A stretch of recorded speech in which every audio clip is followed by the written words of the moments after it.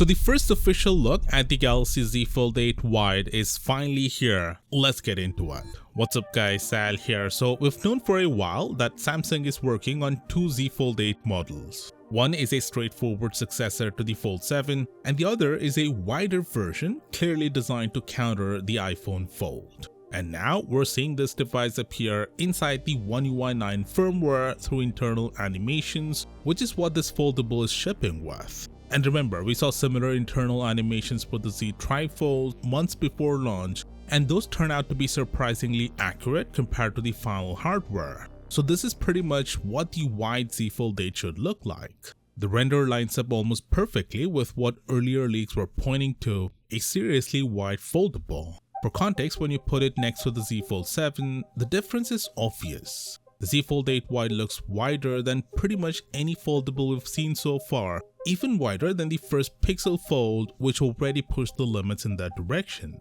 I pulled this render into Photoshop to check proportions, and the inner display lands at roughly a 16:10 aspect ratio.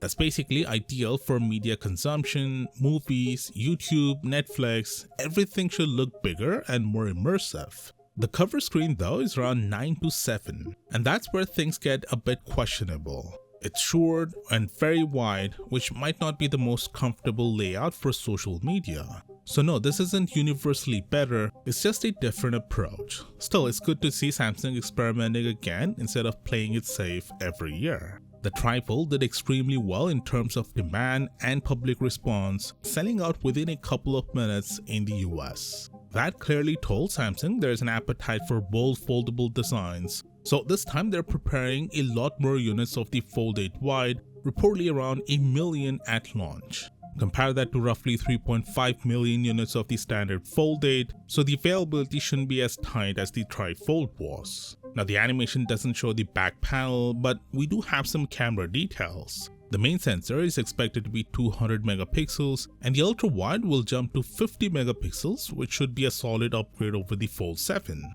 What we don't know yet is whether there will be a third telephoto camera. Hopefully yes. It would be disappointing if Samsung limits this model while keeping the full camera stack exclusive to the regular Fold 8.